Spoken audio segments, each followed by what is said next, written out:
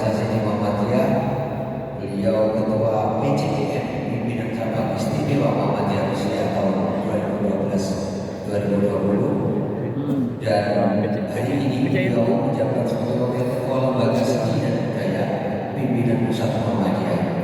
Beliau juga anggota mufassir kitab tafsir tamir Majelis Tarjih dan Tajdid pimpinan pusat Muhammadiyah 2024 sampai dengan sekarang. Beliau juga tergabung di Korps Balai Muhammadiyah PRM Kapuan Cepu. Jadi di samping yang di Rusia, beliau juga masih pernah mengurusi PRM. Non Muhammadiyah, beliau anggota Asosiasi Saidah dan Filsafat Islam 2023-2028. Institusi Pondok Pesantren, beliau juga pimpinan dan pengasuh Pondok Pesantren At-Thayyibin Jombang Ciputat. Baik, Bapak Ibu sekalian, tanpa banyak komentar dan penjelasan, kami persilakan Kiai Cepu untuk menyampaikan materi. Monggo. Secukupnya.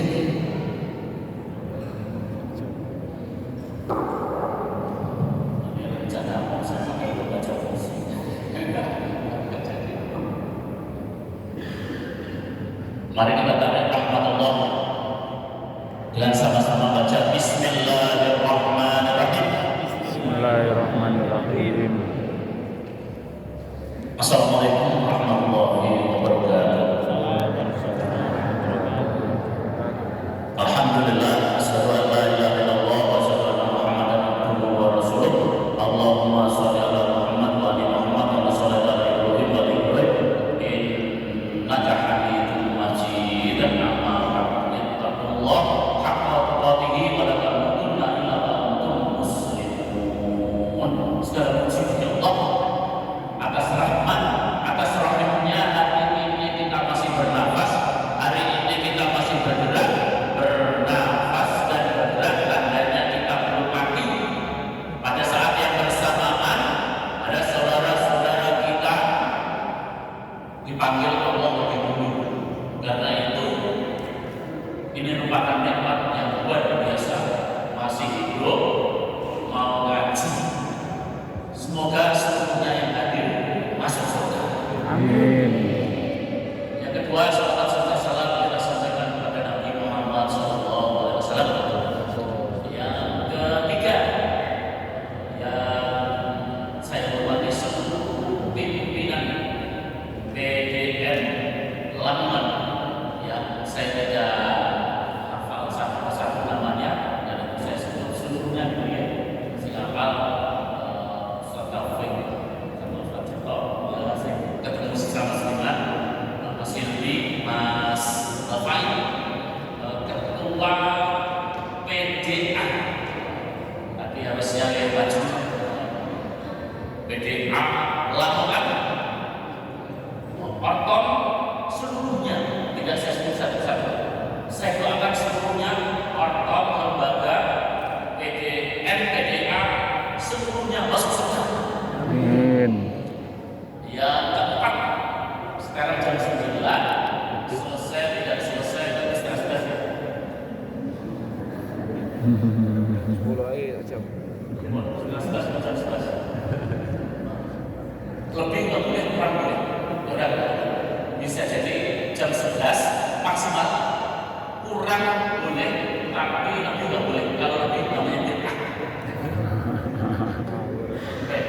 Fikih kebudayaan. Fikih kebudayaan itu Bapak Ibu isinya 4 hal. Satu, hubungan antara agama dan budaya sebetulnya seperti apa?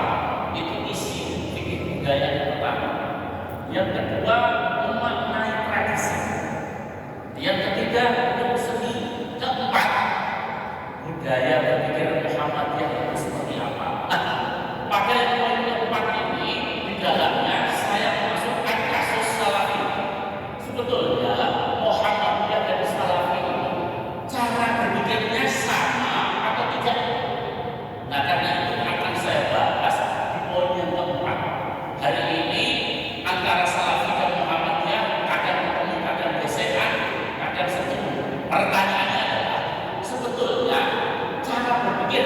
lagi ya, cara berpikir Muhammadiyah dengan cara berpikir Salafi itu sama atau tidak sama? Kalau sama, samanya di mana? Kalau tidak sama, tidak samanya di mana? Itu saya bahas di poin 4 namanya budaya berpikir Muhammadiyah. Yang terakhir bonus. Bonus ini bisa saya taruh di awal, bisa taruh di akhir. Gara-gara ditambahi perspektif dakwah. Kenapa? Ini saya poin terakhir sebetulnya nggak masuk karena ada pertanyaan usulan ini. Kenapa? Pertanyaan ini dari Aisyah PDN Bantul. Jadi tapi ini PDN pengajiannya PDN yang tanya. Tapi cuma satu, Mas Ibu Aisyah. Yang tanya Ibu Aisyah, tapi pengajian PDN Bantul. Pertanyaannya ini, mengapa di Muhammadiyah di kita ini seni kok apresiasinya kurang, kalah dengan tetangga sebelah? Mengapa? Nah, kalau jawab ini apa langsung fikih budaya? Kalau jawab ya. Oke, kalau begitu menjawab pertanyaan itu, mengapa? Jawabannya gini, karena gerakan Muhammadiyah adalah gerakan dakwah dipahami dengan gerakan fikih. Salah. Pertanyaannya adalah dasarnya apa? Nah, dasarnya ini. Coba buka dengan anggaran dasar Muhammadiyah pasal 4 ayat 1. Belum lagi ya. Menurut anggaran dasar Muhammadiyah pasal 4 ayat 1 berbunyi, Muhammadiyah adalah gerakan Islam, dakwah, amar ma'ruf nahi munkar, takbir bersumber pada Quran dan Sunnah. Di situ disebut jelas gerakan Islam, gerakan dakwah, tasbih. Nggak ada gerakan fikih. Gerakan dakwah harus didekati dengan ilmu dakwah. Nah, selama ini saya lihat di Indonesia, gerakan dakwah didekati dengan gerakan fikih. Harusnya gerakan dakwah dengan pendekatan ilmu dakwah, bukan gerakan fikih. Salah. Pertanyaannya adalah apa bedanya gerakan dakwah dengan gerakan fikih?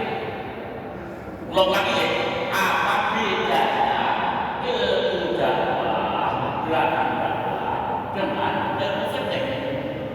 Nah, untuk menjawab seperti ini, Bapak Ibu, akhirnya saya ingat peristiwa sebelum saya ke Rusia. Sebelum saya datang ke Rusia, 2 bulan sekali aku isi pengajian di hotel nelayan Tangerang, hotel terbaik saat itu di Tangerang. Mendadak saat itu ruang hotel sudah penuh. Manajernya bilang begini, dulu sebelum saya datang ke Rusia, saya akhirnya Pak Ustaz. Setelah pulang dari Rusia, saya diminta memimpin pesantren di Jombang. Kemudian santri-santri itu dari tetangga sekitar mengambilnya kiai di Jombang. Tentu saja aku menolak. Walaupun pesantrennya di Jombang, tapi aku kecil, besar, dewasa, kecil. Karena itu aku bilang kepada santri-santri itu, jangan panggil kiai di Jombang, panggillah kiai. Jadi ceritanya masalah itu. Jadi setelah pulang ke Rusia, saya dipanggil kiai. Nah, ceritanya ini sebelum saya ke Rusia, manajernya bilang begini, Pak Ustaz, ruangan penuh, kan nggak mungkin tamu diusir. Pertanyaannya adalah, boleh nggak pengajiannya dipindah di diskotik? Oh boleh. Oke, di waktu 30 menit. Selesai. Monggo Pak Ustaz, ruangan sudah dikondisikan.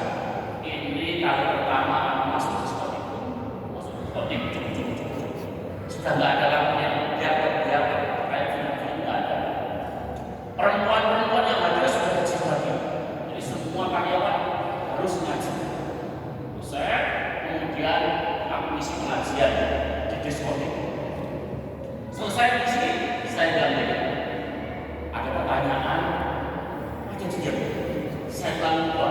Ada pertanyaan, diam. Terakhir panjang. Kalau nggak ada yang bertanya, saya pulang.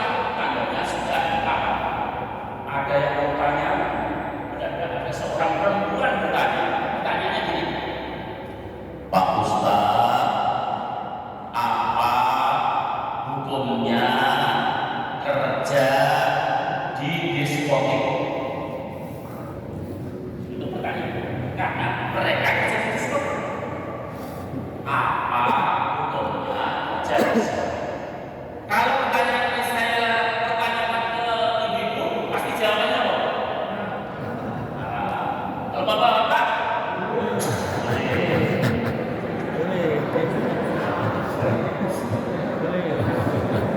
jawabannya haram, salah. Jawaban boleh juga salah. Itu jawaban fikih. Nah ini kenapa kok Muhammadiyah itu kamu gara-gara pendekatannya ilmu fikih? Padahal Muhammadiyah bukan gerakan fikih, tapi gerakan dakwah. Berarti cara menjawabnya harus menggunakan ilmu dakwah, bukan ilmu fikih. Jadi kalau dijawab haram salah, dijawab boleh juga salah, karena jawaban yang seperti itu jawaban fikih. Timbul pertanyaan, kalau begitu jawabannya ilmu dakwah itu koyo apa? Jadi yang jawabnya tadi fikih, karena itu rata-rata ustaz di mana-mana menjawabnya haram boleh, itu fikih. Harus saya nyatakan salah karena Muhammadiyah bukan gerakan fikih, tapi gerakan dakwah. Pertanyaannya tak lagi, kalau begitu bedanya ilmu dakwah dengan ilmu fikih ini. Karena aku ditanya, ya kayak itu jawaban tidak seperti bapak-bapak. Jawabannya ini. Nah, ini jawaban ilmu dakwah. Ini jawaban ilmu dakwah, bukan jawaban fikih. Jawaban ilmu dakwah itu begini, bapak-bapak.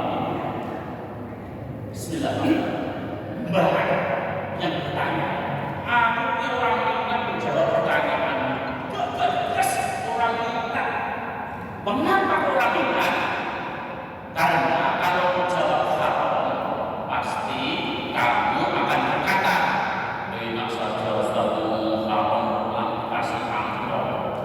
Aku bertahun-tahun mencari kerjaan dan dapat 25 tempat sudah saya lamar, ditolak. Satu-satunya yang menerima aku diskotik.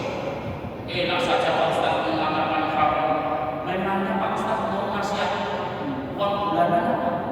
Memangnya Pak Ustaz mau kasih aku kerjaan apa? Kalau jawab haram, pasti akan bilang, akan nyerang aku, karena aku tidak bisa menjawab. Tapi karena Mbak sudah bertanya, terpaksa jawab. Inilah jawaban yang terpaksa. Ada seninya, ada itu yang jawab. Jadi nggak cukup jawab. Ini loh Mbak jawaban yang terpaksa. Padahal aku nggak mau. Iya terpaksa ya. Ini loh Mbak. Dulu di zaman Nabi, Ali bin Abi Thalib itu sholat. Allahu Akbar, Allahu Amin. Ali baca al-kafirun. Harusnya wala abikum ma'abakum. Mendadak Ali bilangnya gini, wa nahnu na'budu ma ta'budun, dan kami menyembah apa yang kamu sembah. Fakta kalau orang kafir menyembah berhala, aku juga menyembah berhala. Wa nahnu na'budu ma ta'budun. Selesai sholat ribut rame gara-gara Ali jadi imam. Wala ana abidu ma'abakum diganti wa nahnu na'budu ma ta'budun. Akhirnya Ali jadikan Rasulullah. Rasulullah aku protes. Kenapa kok protes? Ali ngabur piye? Masa baca kuliah al-kafirun wala ana abidu ma'abakum diganti wa nahnu na'budu ma ta'budun. Yoli, siapa yang menyaksikan kamu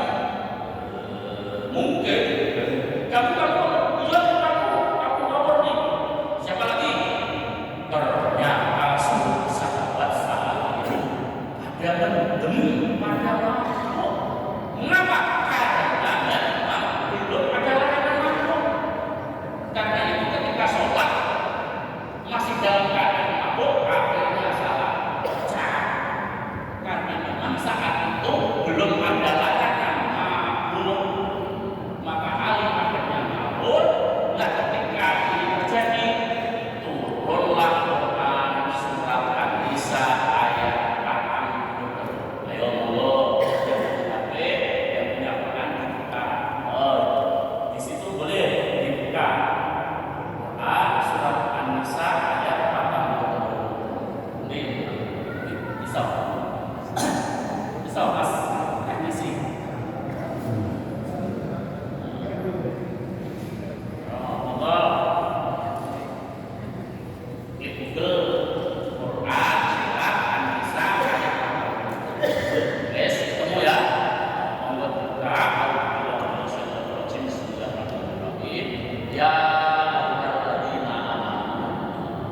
dimulai dari ayat orang yang beriman, wala taqrabus shalah wa antum sukar. Kamu jangan dekati sholat ketika dalam keadaan mabuk, sampai kamu sadar atas apa yang kamu sampaikan, apa yang kamu ucapkan. Karena itu setelah turun ayat ini,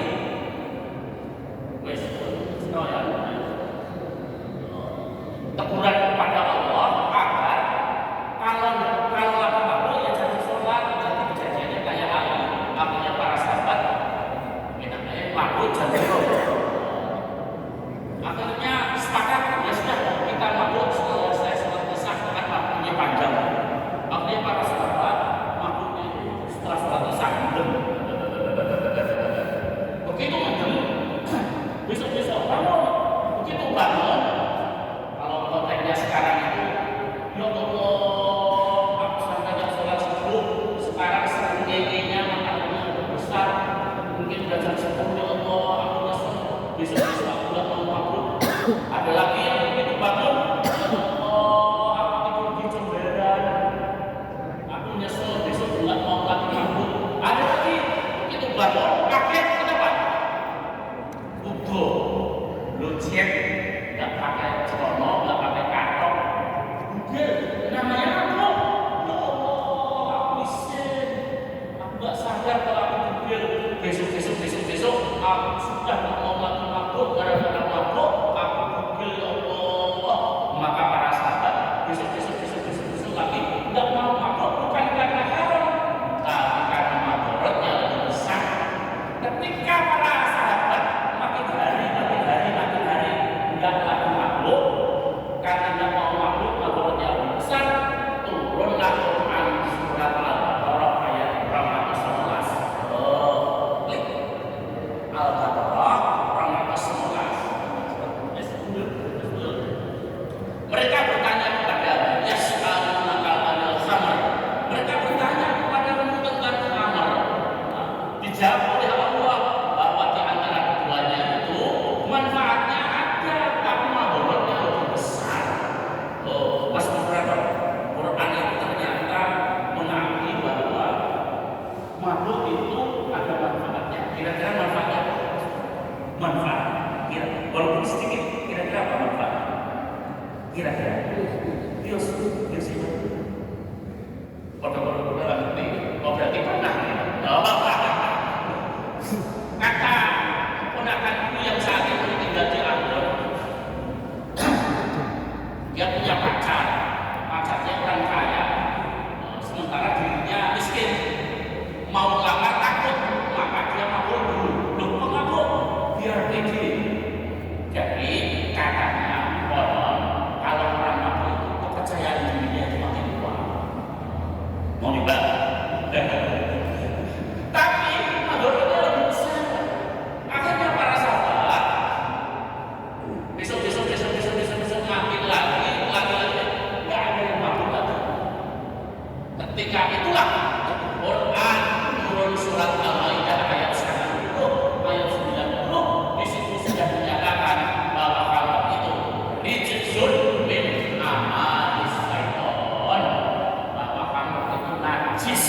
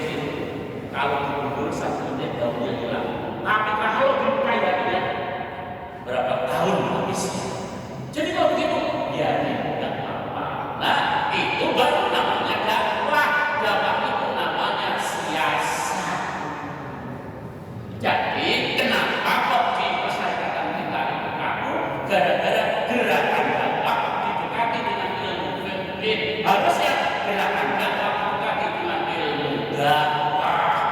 Karena itu kemarin saya bilang kepada majelis taklim, saya berasumsi hampir 100% orang-orang di taklim dan di tarjih tidak belajar ilmu dakwah, tapi yang dipelajari ilmu fikih.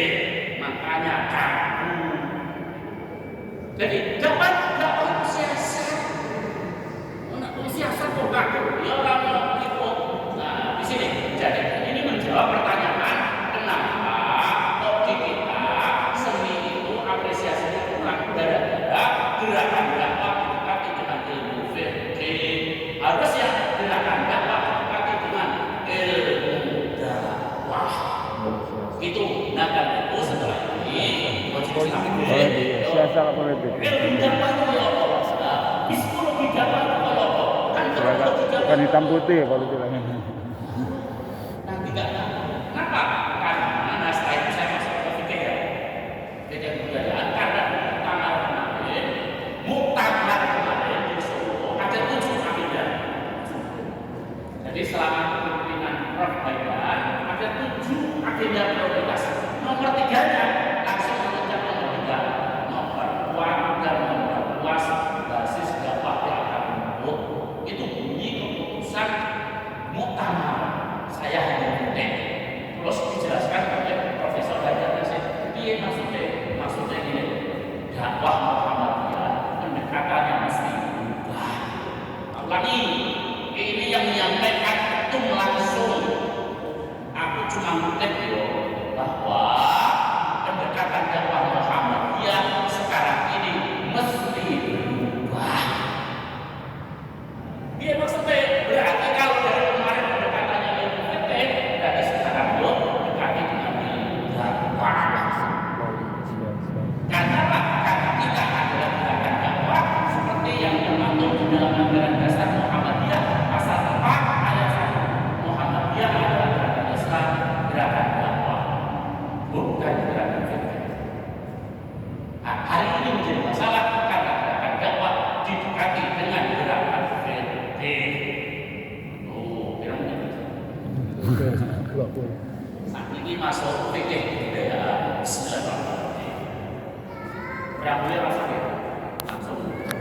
Kita sering terjebak itu bersaing dengan tetangga. Ada lagi lihat di Quran online yang terbuka online.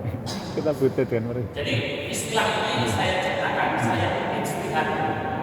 Jadi saya minta Mantap. BP untuk tuliskan bukunya karena bulan Juni ini ada rencana. Kita ya sikap laku itu tadi lah katanya. Ada 11. Pengen ya baru ada mulai. Pernah kan tunggu ya? Sekitar bulan Juni. Jadi pestanya Iya. Dengar apa? kan tokohnya Muhammad Abdul. Gurunya dia Muhammad Abdul. Nah, besok akan diadakan haul Muhammad Abdul. Nah, antaranya sentralnya tentang kebudayaan. Karena itu tulisan saya diminta, ayo pakai tulis. Belum tak tulis. Nah, itu bocoran bang sedikit. Lanjut, langsung bikin kebudayaan. Isinya 4. Yang pertama, hubungan antara agama dan budaya itu seperti apa? Jawabannya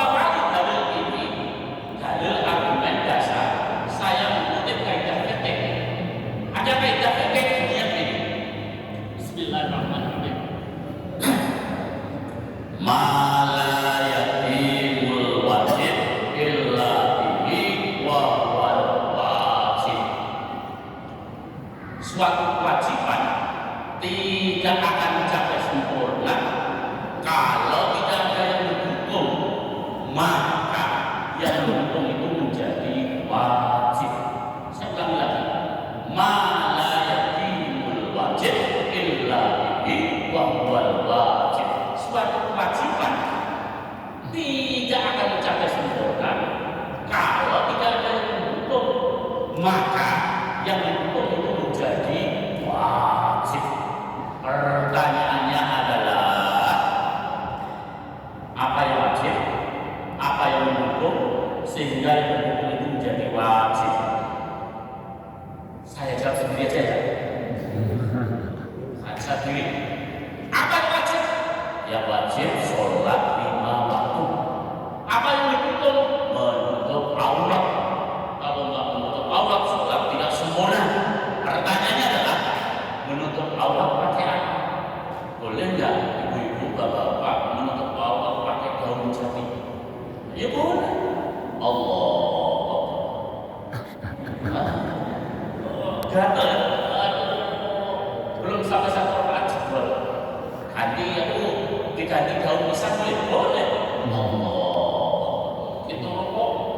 Allah Akbar. Sami Allah liman hamidah. Apalagi kalau pas sujud tangan begini. Belum sampai 4 rakaat gede. Wah, berarti nggak nyaman. Diganti yang nyaman Pak plastik. Allah, pakai plastik. Kalau sholatnya di sini masih enak. Kalau nggak ada yang macet, apalagi kalau plastiknya transparan. Kalau plastik transparan begini duduk di depan. Karena itu nggak nyaman, yang paling nyaman pakai kain. Mengadakan kain hukumnya wajib. Kalau nggak ada kain, maka sholat kita terlaksana. Kalau nggak ada kain, kita nggak untuk ke sini. Malayati wajib illa bihi wa huwal wajib. Suatu kewajiban tidak akan mencapai sempurna kalau tidak ada yang menutup, maka yang menutup itu menjadi wajib. Berarti mengadakan kain hukumnya wajib. Dan kain itu adalah produk budaya. Jadi ini namanya produk budaya. Maka yang namanya budaya itu bukan terbatas pada tari, reog, skaten. Itu terlalu sempit. Itu kesalahannya bukan ustaz itu buat belajar ilmu budaya. Karena itu salah ketika mempersepsikan tentang budaya. Yang dipelajari hanya fikih tapi tidak belajar ilmu budaya, akibatnya salah paham terhadap budaya. Contoh yang kedua, orang Lamongan mustahil bisa naik haji. Kenapa? Karena di Jawa ada laut. Ada kaidah fikih begini. Al-wasailullah ahkamul maqasid. Sarana hukumnya sama dengan tujuan. Kalau tujuannya wajib, berarti sarananya juga wajib. Kalau tujuannya tidak ada, maka sarana tujuannya ada tapi sarananya tidak ada, maka tujuannya tidak tercapai. Maka sarana harus ada. Contoh, mencerdaskan umat bangsa wajib sarananya ada TK Muhammadiyah, TK Aisyah, SD Muhammadiyah, MI Muhammadiyah, pesantren Muhammadiyah, MBS Muhammadiyah, ada MTS, SMP, SMA, SMK Muhammadiyah, kampus Muhammadiyah, Universitas Muhammadiyah Lamongan, ada masjid Muhammadiyah. Kalau ini nggak ada, masjid nggak ada, kampus nggak ada, SD nggak ada, TK nggak ada, pesantren Muhammadiyah nggak ada, tujuan mencapai cergasnya nggak ada, nggak bisa. Cuma tujuan doang. Karena itu harus ada sarananya.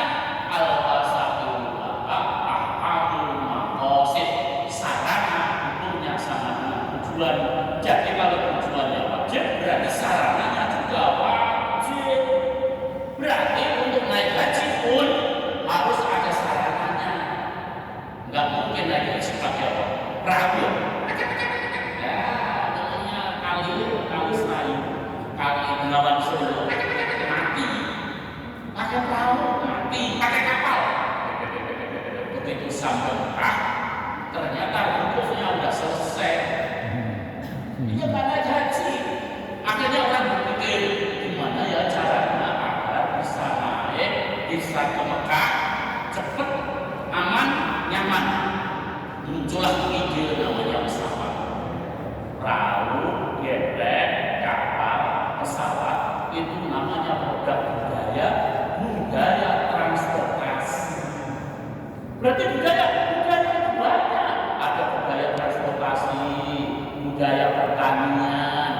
budaya kelautan, budaya hukum, budaya makanan, budaya alat minum, budaya alat wudhu, budaya mandi, budaya banyak,